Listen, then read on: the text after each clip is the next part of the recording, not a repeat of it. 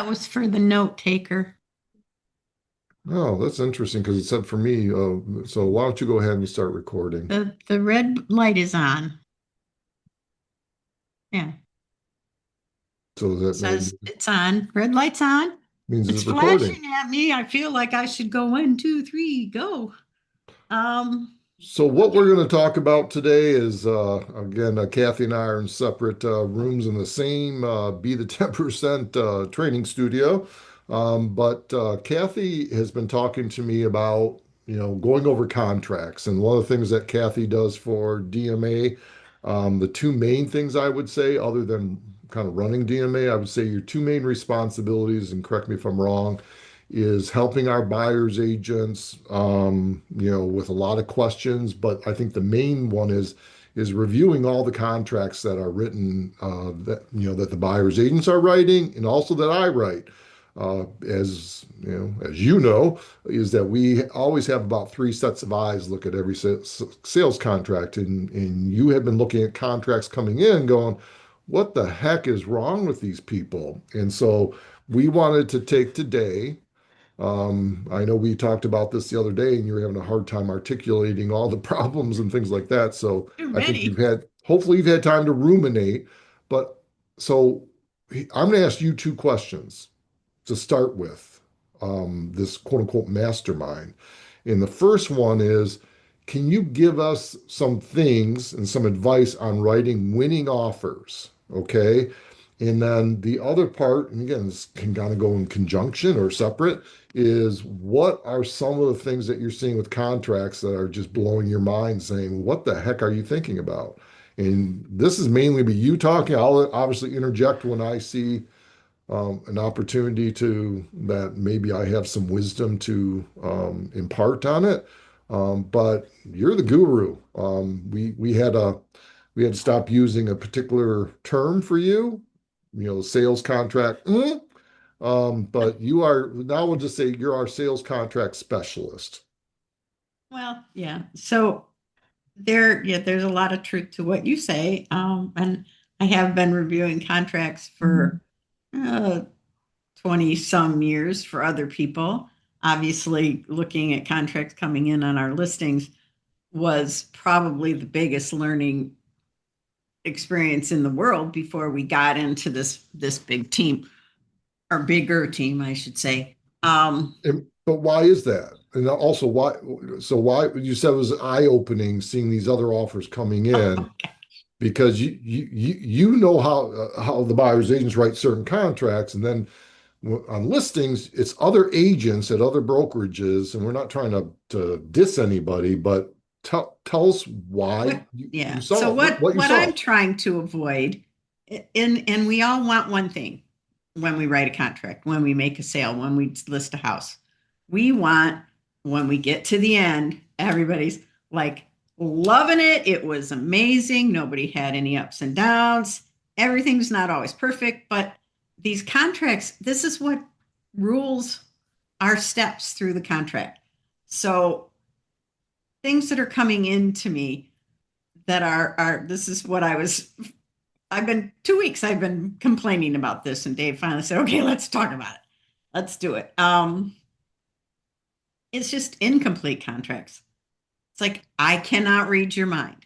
And we, honest to God, last week had a situation with an occupancy issue, which can be sketchy, right? Lots of things with occupancy can be difficult. I'm sure every contract in the country is a little bit different, and how you deal with them is a little bit different, but it's written down.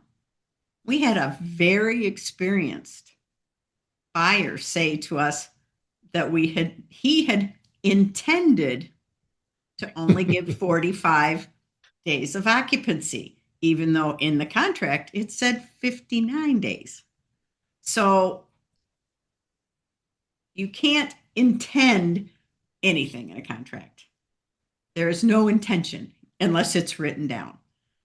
And this is like I said, this is a broker. This is an agent that's been around almost as long as Dave and I, which is hard to believe. But intentions are not a contract. So that one set me off, and this is how we got on this path. So I do. And Dave said I do a lot with our buyer's agents, not just our new ones, but experienced ones in both making sure things are written correctly, language is done right. 3 years as the broker for real in Michigan got me really lots better at that. But the strategy of getting a deal, writing it so they cannot say no. Yours is going to go to the top. And everybody in my group knows I'm a little picky about small details. I mean, if you don't check a box for something you want, it's very possible that the other side of the table is going to enforce the fact that you didn't check a box on an inspection. We had that happen not all that long ago about a financing thing. The box wasn't checked. It wasn't contingent on financing. And that's we were on the listing side of that, and we enforced the fact that it's not really contingent. You didn't say it was contingent. So I'm very picky about those things. Picky about making sure your dates are right. Are you really going to have your financing contingency removed after your closing date? If a That's one listing we see all the contract doesn't, time. That's one we see all the time where they give their buyer 45 days to get financing or something, or let's say 35 days to get financing, but closings within 30 days.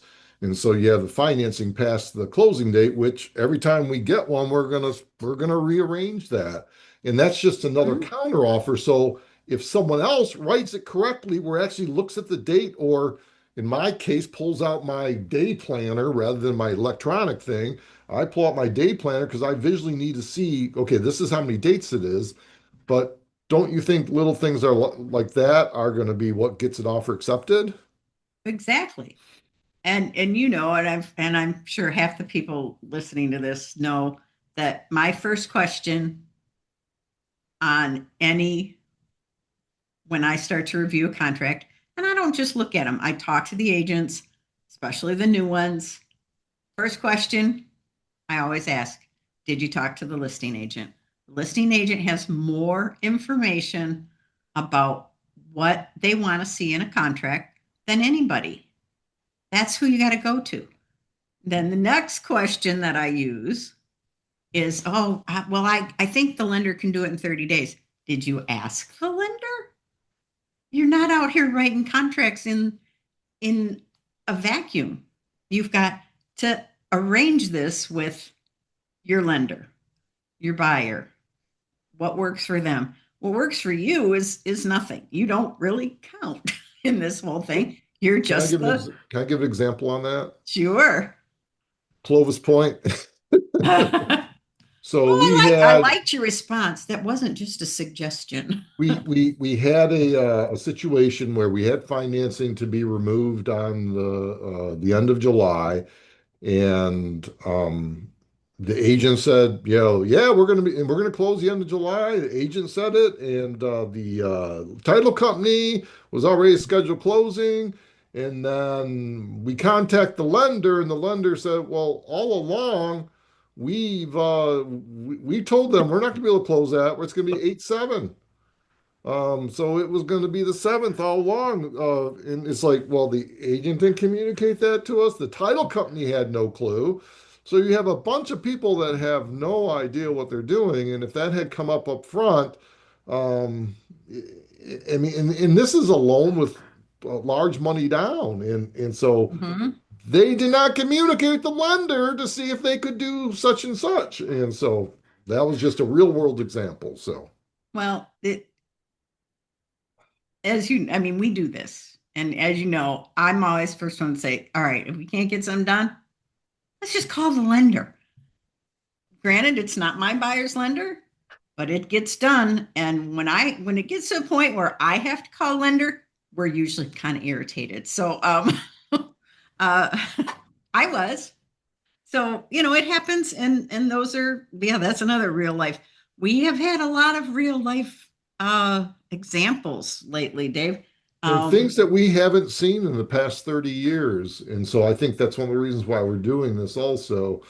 And occupancy has been a big thing right now. And Well, everybody walkthroughs thinks on they get it free. in walkthroughs Oh my gosh. on stuff. And so the other part that I want to run there real quickly is make sure that if you're doing rent after closing or if you're giving free rent, that you're taking a damage deposit. And then the other part that I'm going to start, I think, enforcing or recommending is that you go around and take pictures of what the house looked like at the time of um, at the time that you close. And that's why I think this is one of my big things that a lot of people don't agree with me on, is I think every single person should be doing a final walkthrough on a property, whether it's the agent and the buyer, which is the preference, or just the agent going through and taking a video.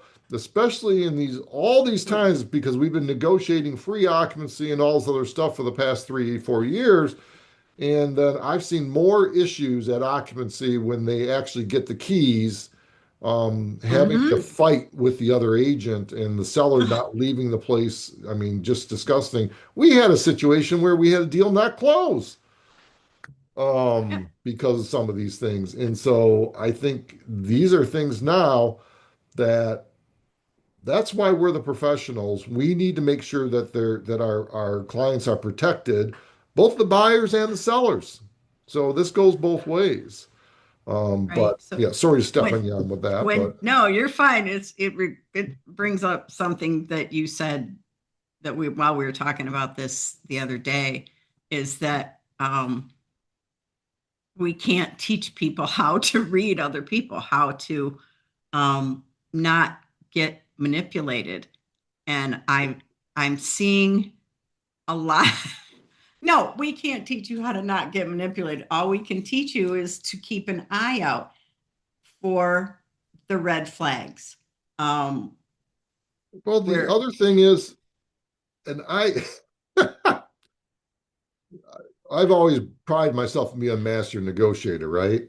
Mhm. And that someone couldn't pull wool over my eyes and things like that. And I hate to say this, but there are a lot of people in this industry that lie and are not truthful and try to bully you and things like that.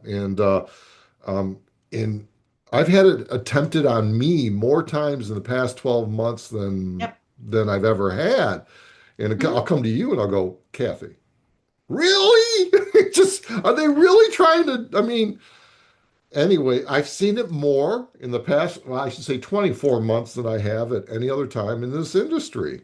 And Oh, I think that's this last bullying that we got. Actually, there were three this past week. Agents with, I think, excellent professionalism that literally cannot read a addendum or an escrow agreement that says this is day one. So if I have 30 days, this is what's day one. And there's 31 days in July. And oh my gosh. But no, that's wrong. I was told. It's like, you guys. And, it's tough because we do have a couple young, sort of rookie agents. Ones that's very, very kind and very trusting. And we have to work really hard to make sure she doesn't get bulldozed. And our friend on the other side of this closing for today got bulldozed by me. So um, you just did. I mean, it's not getting bulldozed. It's just, here's the truth. Here's the accurate thing. This is what you will do. And granted, he, I don't you agree a lot of that though is just plain experience. And I think this person that on our team that that probably got bulldozed a little bit, it just came from just a wonderful agent. Is going to be she is an amazing agent and will is. be a superstar one day, if not already. But I think it's just, getting the skin to deal with it. Because again, I was naive when I first started, but then you develop a thicker skin, and then you Yeah. really see people for what they are and what they're trying to do. And I had a personal thing happen in my life that really thickened that skin right away and made me a lot less naive and a real quick amount of time. But I think part of that's just experience and feeling confident, and confidence is a lot of this. And so you and I, when that comes in front of us, we've seen it a million times. We know how to respond to it. You and I are going to respond differently because, that's why we play good cop, bad cop a lot with people.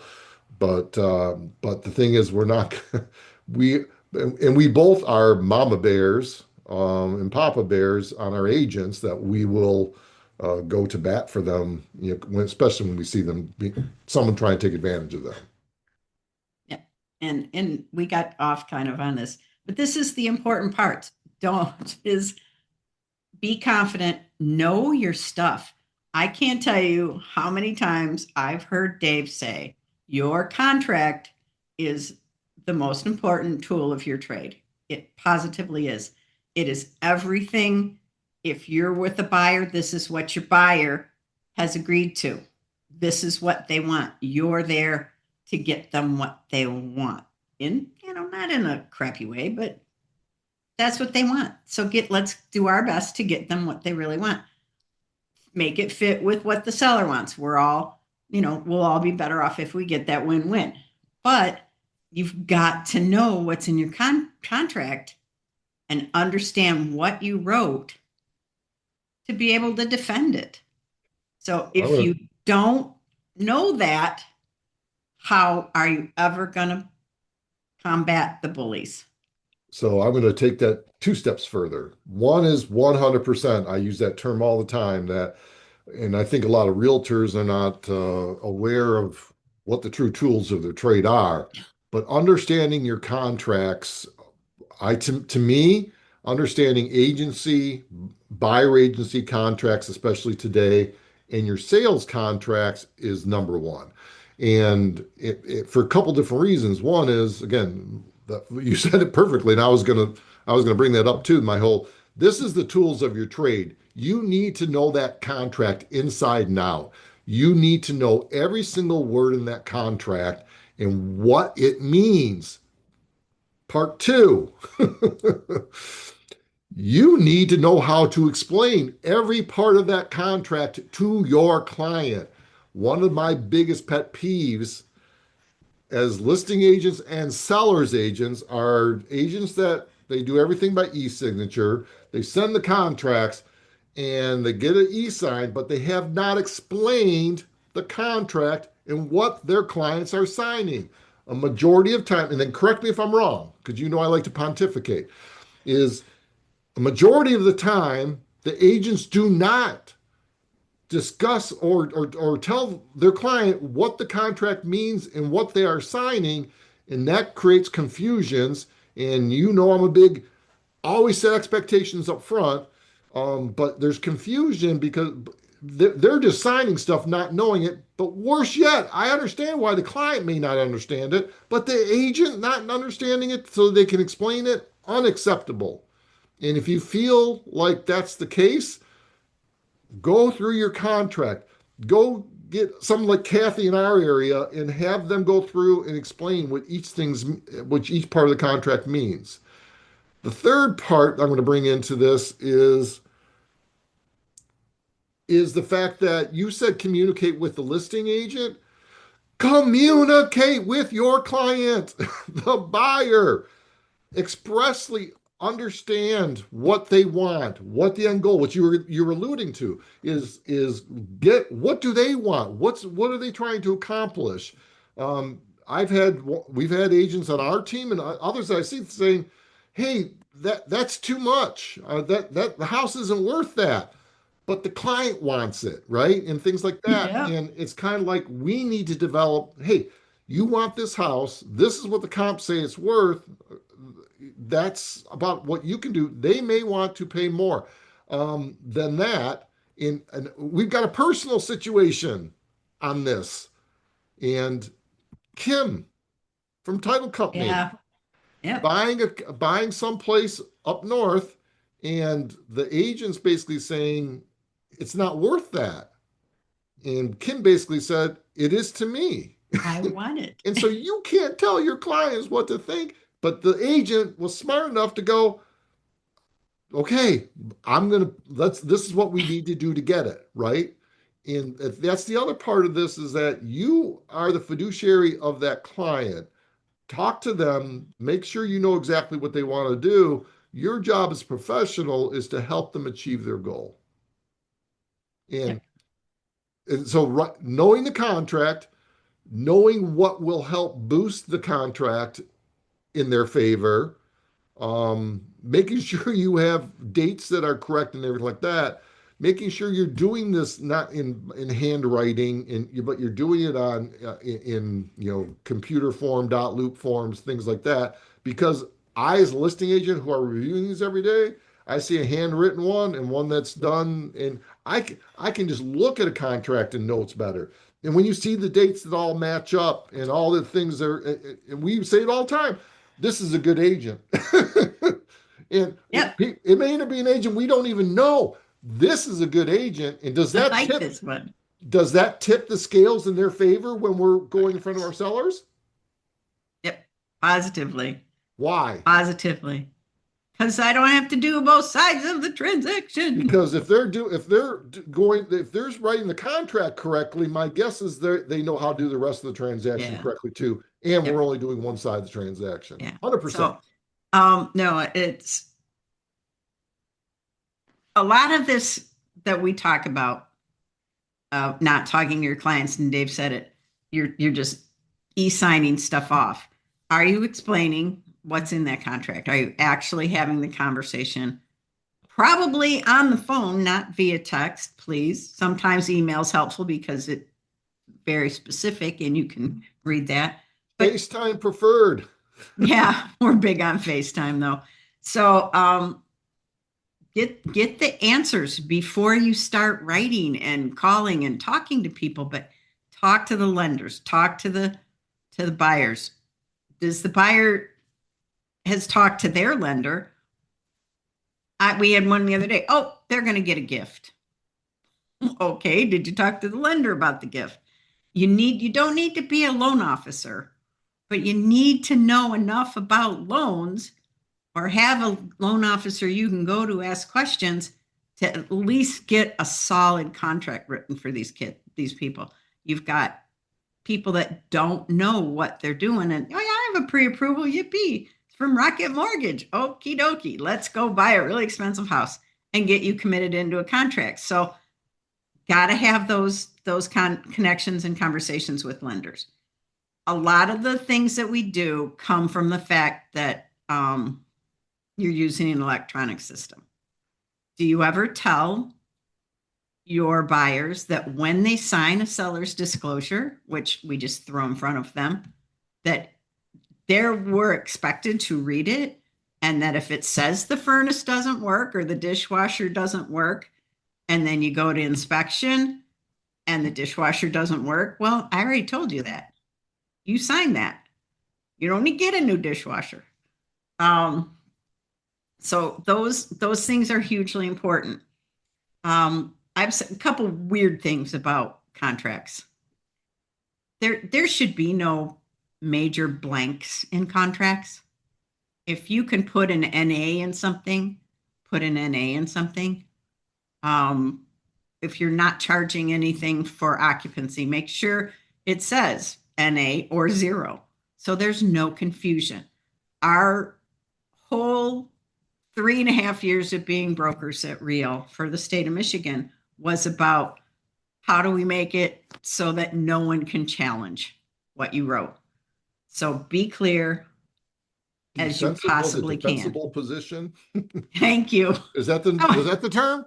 that's the term, defensible Defensible position. position is what was yeah. So So and just so a little shout out to both of us is in 3.5 years we had nothing, we had no complaint or anything like that come up in a situation, and the ones that did hit our desk, which were issues, we prevailed because the contracts were written correctly. And so that was huge because, you know, we know that there's a lot of contracts that are probably not written correctly. And we know that we're going to have an issue, but that's one of the things that we were big on was we would review contracts before. Now it's all AI doing it with, but yeah, we were reviewing the contracts and we were making sure that certain things were in there. So we, for our defensible position. Yeah, we kind of wanted to keep our licenses and wanted to keep the state open. So that was important to us. So blanks and contracts, dates, signatures with dates. How do you know who signed what first? Make sure in your state you are doing all of the steps that your contracts require. In Michigan, we have 37 different boards, 37 different states, 37 different contracts, and 37 different ways of writing a counteroffer. And we have within our team, with the area we work, we've got, I don't know, probably 20, just because every brokerage can write their own contract similar to whatever we're using in our area. And every board can write their own contract. So be really conscious of everything that's in your contract. And if you're a listing agent, make sure you know what's in their contract. I'm very, very jealous of all the states that have one state contract. Would make our lives really easier. But my understanding is then they tend to get very, very long. So my other big, I don't want to call it a bitch, but it's a bitch. If you do not keep track of your contingency dates, our contract in Michigan is, for example, for an inspection, you don't object within a certain amount of time, that contingency just falls off. It's We don't being even waived. write removals. They just fall off. So that's like something I sit on. They go into our CRM, they go into our calendars. I'm invited to every contract contingency date removal, every financing date, particularly financing. Um, and if you extend your closing and you don't extend your financing date, if that's something you use in your state, I know every state doesn't. We have a financing removal date and a closing date. Usually we try to make them a little bit apart. So there's some clue for the title company and people collecting money. If you extend your closing date and you don't extend your financing date's still the same. So did you get your financing? Why are you extending closing if it probably wasn't for financing? So dates are huge. Addendums, super clear if you have to extend something. That is one of the number one pitfalls that we run into is I miss my date. Well, oh well, guess what? You've got nothing to fall back on. You better close. So be really, really on top of those dates. Closing dates, I think part of it's hard because we forget. I mean, we get so wrapped up in our contracts and stuff. There may be a couple houses, a couple properties, a couple families involved in these closings. And we get so wrapped up in closing it that we forget there's people moving. We've disrupted someone's life unbelievably if we miss our closing this morning, missed by 4 days. And these kids have had their stuff. They're out of their apartment. No choice. They got to go. They've got to be out. So it's not just closing, it's lives that are just being thrown into the blender, and people are scrambling to redo their movers and figure out if they can go live with grandma for a week or something. And it's hard. So those dates, be realistic. If you're pushing really hard to get a contract and it's important to the sellers that they're out by a certain amount of time. They want their money by a certain time. Make sure you've got a backup for these people if something happens, so they can go for your buyers. They're going to remember that you made them go stay with grandma. So, and you don't want that. You want closing, happy. Maybe they like grandma. I don't know. I'm one. So that's just one of the things. think the big thing though is setting the expectation up front for all parties that these are the dates and this is why these are the dates. And as I mentioned in that one that we that we have pushed closing a week is that these dates in the contracts aren't mere suggestions. They're actually dates that if they're not met, there's you could lose a house over Mhm. these, and that they're not just willy-nilly put in the contract. And so that kind of goes to your point. A couple other things that with contracts that I'm going to kind of go over is that kind of I think to me are always big red flags and things that I see that are not done correctly. Uh, First one is compensation. With all the stuff with compensation now, I'm gonna let you speak to that in a little bit. But the second one are inclusions and exclusions. Yeah. I'm seeing that left and right now are that, and this is something that we learned 33 years ago that just because it's in the multiple listing ticket or whatever does not necessarily mean that it's an inclusion. So this again goes toward the conversation with your client is, hey, you want to make sure you write in so kitchen appliances or things like that, or if they have an old washer dryer that you are not, you do not want, you make sure that you put that in as an exclusion because if it's not, the other part would be is if it's not an inclusion, then that just creates a gray area. So let's say they say it in the multiple listing ticket that the washer and dryer is included. You don't write it in the contract as a either an inclusion or exclusion, and the buyers do a walkthrough and they want the washer and dryer out of there. I mean that becomes grayer. And you can say, well, it wasn't in the contract, so that needs to go. And but the seller's going, well, I mean, we put it in there for a reason. And even though you technically have I would just make sure it's in exclusion, so you're dotting your I's and crossing your T's. Then the exclusions would be if there's stuff down in the basement, we're getting this all the time. Stuff left in the garage, stuff in the basement, big old, and I've got one right now that I'm listing in Ypsilanti where there's a big old wood table and a big old thing that aren't coming up those stairs. You will see that me writing that in there. These are going to be included in the sale. And then if there's pushback, we'll But deal you're, with it. again, you're writing it in, you're putting it in, actually, even in the description or the notes to agents. Yeah, it's personal property, but it's going to be not gray. And that's what we're shooting for. No gray. And No then the other gray. part, like Black and white. light fixtures that people want to take. As a listing agent, what I try to do with my clients is if there's a particular light fixture you want, remove it, replace it with something before you put it on the market. And then I go through each and every contract that I have and just say, make sure that there's no emotional attachment to any light fixture or window coverings. And I actually ask that at the listing appointment Yeah. because I can tell you, I can't count on hands and feet how many times we've had clients walk through and the window coverings were taken down. But My house. that's why, if it's not in the body of your contracts, meaning the part that says these are inclusions, make sure you're writing it in.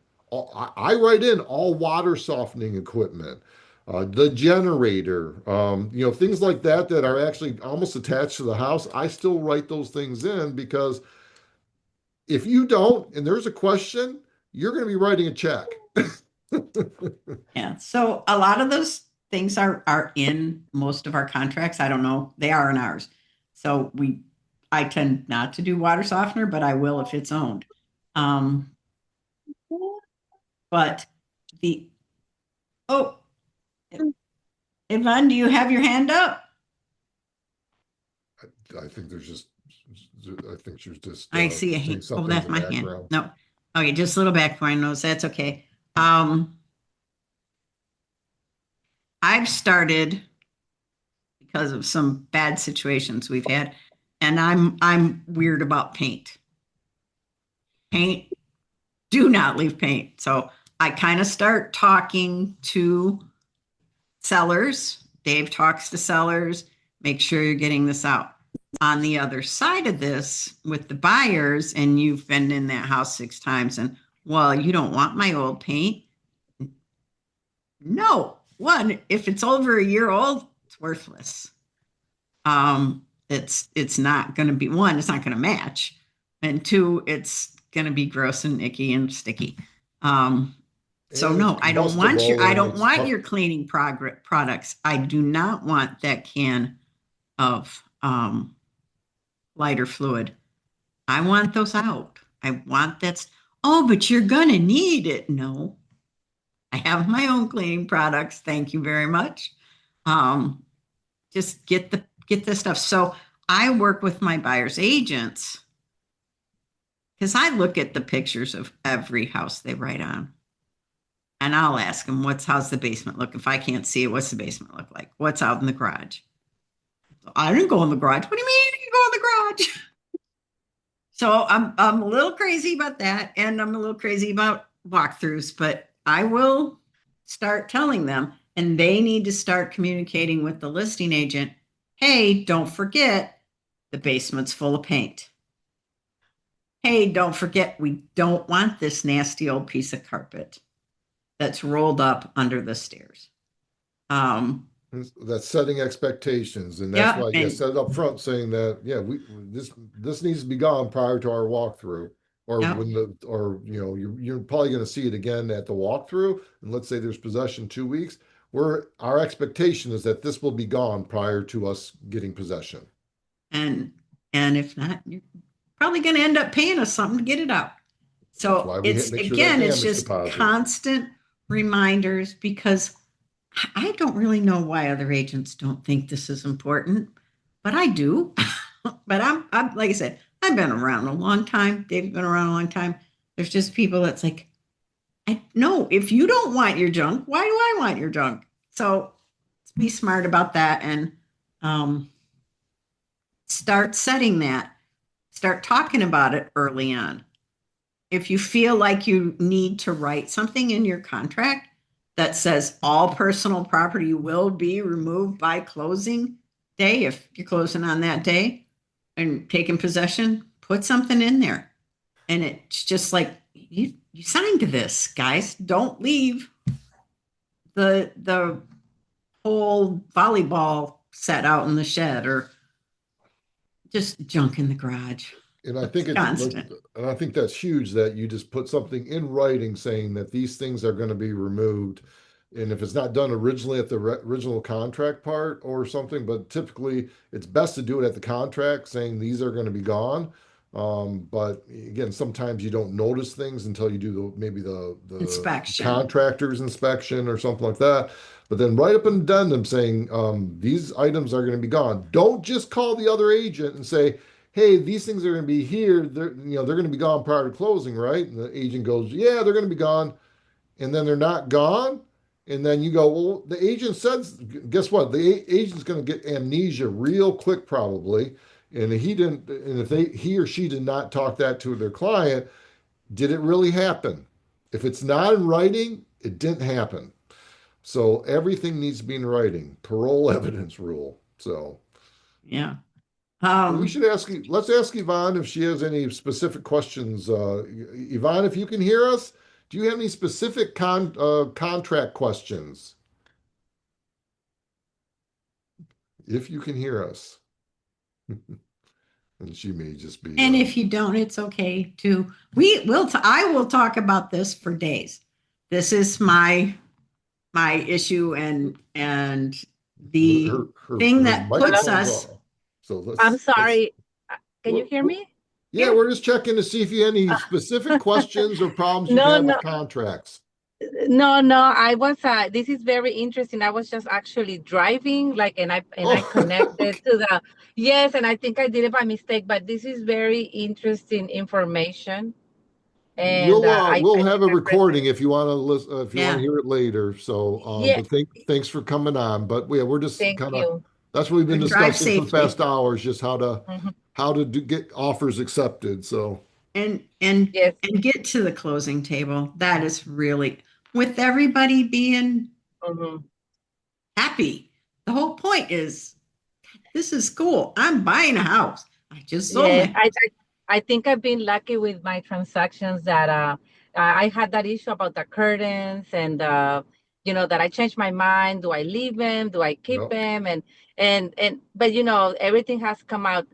For me, we've been lucky, but it's good to put everything in writing, like you said, to avoid yeah. any And a conflicts. majority of the times you're gonna be fine.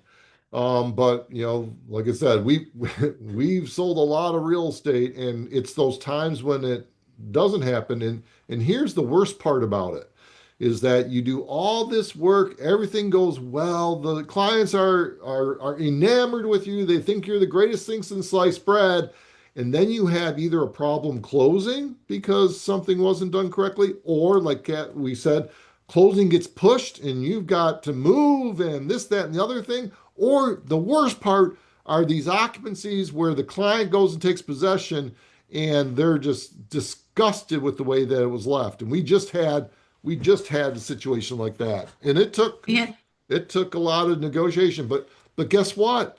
All that good stuff got erased by that last part. And because the question I always ask, because I'm usually trying to kick in some money to help our clients, stuff like that, is like we were asking our buyer's agent. I said, how are the clients feeling right now? I mean, if we did this, would they still be all right? Are they thinking that this is our that are they upset with you or anything like that?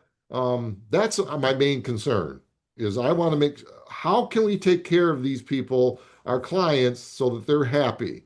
They're never they're it's not gonna we can't make we can't be all singing kumbaya every time and stuff like that, but what can we do to make them happy? Because that's the last thing they remember. They forget all the good stuff that happened. I mean, we literally had buyers walk away from a deal, walked away from their EMD because a place Day was of not closing. Yep. clean. Just day of closing. No, I'm not going there. It's disgusting. So we got on our sellers pretty quick, but we also live in a college town, so we have a lot of weird college things. But um, there was one other thought, and besides asking my buyers agents what they did they talk. My first comment was, "Have you talked to the listing agent?" The question I say to them more often than not is when they say, "So how do I do this? What's in the contract? What's in the contract?" I mean, what's in the Always contract? going to What go did you back to write in the what's in the contract? I don't contract. remember them all, but what's in the contract? But that's why, again, we reinforce that you need to know these contracts inside and out. And if you don't know it, like, um, I mean, you go through your baby book of your child or something like that, you know every picture that's in there and stuff like that. You want to know your contract. I mean, I can pretty much regurgitate a listing contract verbatim because I've Yes. done it 3,000 times, but that doesn't make that doesn't. And I always start my thing with my clients is I talk fast, I talk loud. At any point I don't explain something, and I've gotten pretty good at explaining it in Cliff Notes version type form. But if you don't stop, I mean, stop me because this is important. You need to know what you're signing. And so, but that's also why I do stuff in person, more so than I do anything else. I still like to do stuff in person with my listing contracts, as because I can, if there's a question that comes up, we can deal with it right then and there, and I can answer it. It just doesn't come over the same way when I'm doing it on the phone or doing it by text message. As I always say, the biggest way to miscommunicate something to your client is send a text or an email. Um, Face to face is always best. Zoom is second best, but third is phone. So you can at least hear intonations and things like that. They can hear what you're saying because I use inflection in my voice a lot. And Kathy knows when I'm pissed off. Kathy knows so she can catch that. She's not going to catch that in a text message or an email. Well, now she can, but back when I first Okay. started doing it, and the all caps usually gives away a little bit. But the biggest thing we're trying to say is, especially when something comes down that's critical, don't do it by text or by email. Pick up the phone and call. If there's a language barrier, text, because we've got some clients where there's a text to call me or something, or lay it out and then I will call. But uh, again, in person, Zoom it, phone. If again, a lot of stuff you can do by text and email, but if something's, or if your client's getting frustrated and things like that, don't do text and email.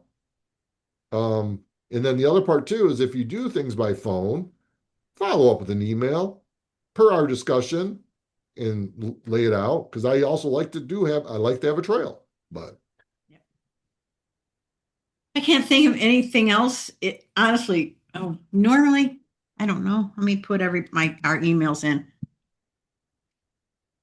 So yeah, maybe this, we're going to put our emails in. So if you ever have questions about something, we're located in Michigan, but we were also brokers for 3 years, so we're well versed. Kathy and I have sold over 5,600 homes, so we know a lot of different things. But here's our emails. If you ever need something, email about yeah, anything. Real Brokers a family, and we're here for anyone and everything. And then we will also record this, yeah, and it'll be on our YouTube channel. If you just look at David Mueller Real Estate, you'll be able to see the full thing where we talked about contracts and best practices and things like that. everything else. All right. Oh, no. Hey, I appreciate you getting on, and maybe you can get on some of our future ones. Yeah, We'll always shoot out a little video on the Tuesday or Wednesday before our mastermind about what our topic is. And if you ever have like a topic that you want discussed, yeah, we will share it with you. But if you ever have a topic that you would like to hear about, not we don't really want to talk about AI and all this other stuff that stuff we don't everybody else is good at. covering. We'd rather talk about things that no, we want to talk about things that have been tangible for us. Yeah, Yeah, we built our business on open houses and geographical farming and things like that. I, to this day, do an open house every Sunday. I'm 62 years old, got in the business at 28. I do an open house every Sunday because that's how I built my business. And I believe in conversations and engagements. And I'm an introvert by nature. But when I'm out there in public, I have a tendency to be an extrovert. I mean, I don't understand it either.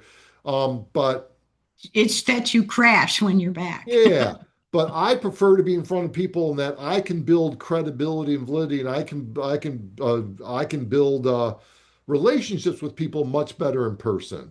So we're not. I mean, we do social media for branding. We don't really do it for business, even though we get business from Facebook. But we do social media because it's important.